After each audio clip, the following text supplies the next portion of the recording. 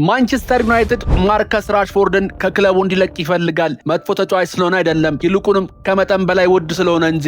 ሪያል ማድሪድ እድሜው ከ24 ዓመት ከመሙላቱ በፊት 2 የሻምፒዮንስ ሊግ ዋንጫዎችን ባሸነፈለት ተጫዋች ላይ የመሸጫ ዋጋ ለጥፎበታል። ባርሴሎና በበኩሉ አምበሉን ለመሸጥ ተዘጋጅቷል። በዚህኛው የዝውውር መስኮት በግድ ከክለቦቻቸው እንዲወጡ የተደረጉ ያሉ 6 ተጫዋቾችን እናያለን።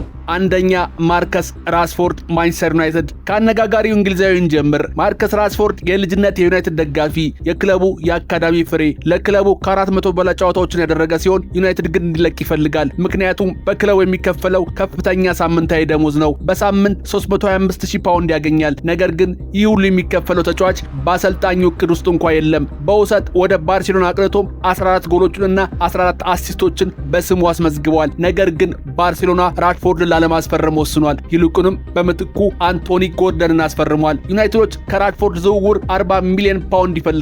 ነገር ግን በአውሮፓ የሚገኝ የትኛውም ክለብ ደሞዙን ችሎ ይወስደዋል ተብሎ አይጠበቅም። አንዳንድ ጊዜ በገዛ እጅ የፈረምከው ኮንትራት ራሱ አሳስሮ የሚያስቀምጥ ይሆናል። ሁለተኛ ኤድዋርዶ ካማቪንጋ ሪያል ማድሪድ። አሁን ደግሞ ወደ በርናባው እናምራ። እድሜው 24 ዓመት ከመብላቱ በፊት 2 የሻምፒዮንስ ሊግ ዋንጫዎችን አሸንፏል። እሱም ኤድዋርዶ ካማቪንጋ ነው። ከሬንስ በ31 ሚሊዮን ዩሮ ገደማ የፈረመ ሲሆን ለሎስ ብላንኮዎቹ ከ200 በላይ ጨዋታዎችን አድርጓል። ማድሪዶች ግን በላዩ ላይ የ80 ሚሊዮን ዩሮ የሽያጭ ዋጋ ለጥፈውበታል። ምን ተፈጠረ? ጉዳቶች የውድድር ዘመኑን አበላሹት። የቁርጭምጭሚት ጉዳት፣ የጥርስ ኢንፌክሽን እንዲሁም በባየር ሙኒክ ጨዋታ ላይ ያያት ቀይ ካርድ ነገሮችን አወሳሰቡበት። በማድሪድ የመጀመሪያዎቹ 21 የሊግ ጨዋታዎች በቋሚነት የጀመረው 12ቱን ብቻ ነው። የፈረንሳይ ብሔራዊ ቡድንም ከዓለም ዋንጫው ስብስብ ውጭ አደረገው። ማድሪዶች ስብስባቸውን እንደገና ለመገንባት ገንዘብ ያስፈልጋቸዋል። ቸልሲና ዣቪ አሎንሶም ተጫዋቹን ለማስፈረም ከወዲሁ ድርድር ጀምረዋል። ሶስተኛ ሮላንድ አራሆ ባርሴሎና። የባርሴሎና አምበል እንኳ ቢሆን ደህንነቱ የተጠበቀ አይደለም። ሮላንድ አራሆ ለዓመታት የክለቡ ታጋይ ተከላካይ ነበር። የሃንስ ፍሊክ ታክቲክ እጅግ በኃይሊያን የሚከላከል የተከላካይ መስፈር በመሆኑ የአራሆን ድክመት አጋልጦታል። ባርሴሎና በቸልሲ 3-0 በተሸነፈበት ጨዋታ ገና በመጀመሪያው አጋማሽ የቀይ ካርድ ተመልክቷል። የቀረበበት ትችት በጣም ከባድ ከመሆኑ የተነሳ እረፍት እስከ መውሰድ ደርሶ ነበር። ባርሴሎና የሂሳብ መዝገቡን ለማስተካከል አራሆን ለመሸጥ አያመነታም።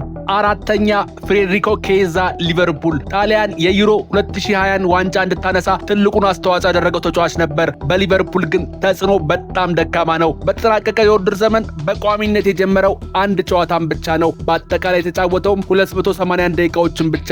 በአንፊልድ ባሳለፋቸው 2 ዓመታት በ48 ጨዋታዎች 5 ጎሎችንና 5 አሲስቶችን አስመዝግቧል። ሊቨርፑል በሱ ቦታ 40 ሚሊዮን ዩሮ አውጥቶ ሌላ ተጫዋችን ያስፈረመ ሲሆን ሌላ የክንፍ ተጫዋችም ለማስፈረም በሂደት ላይ ይገኛል። ኬዛ ክለብ እንዲፈልግ በቀጥታ በሊቨርፑል እንደተነገረውም ተዘግቧል። አምስተኛ ኪም ሚንጄ ባየር ሙኒክ። ኪም ሚንጄ ወደ ባየርን የመጣው የሴሪያው የዓመቱ ምርጥ ተከላካይ ተብሎና በታሪክ ውዱ ኤሽያዊ ተጫዋች ሆኖ ነበር። በመጀመሪያዎቹ 2 የውድድር ዘመናት ድንቅ አቋምን አሳይቷል። ከዚያም ባየርን ጆናታን ታህን አስፈረመ። አሁን ኪም 3ኛ ደረጃ አማራጭ ሆኗል። እሱም ለቦታው መታገል እንደሚፈልግ ቢናገርም ባየርኖች ግን ግልጽ አቋም ይዘዋል። ክለቡ ጥሩ የዝውውር ጥያቄ ከቀረበለት ይሸጣል።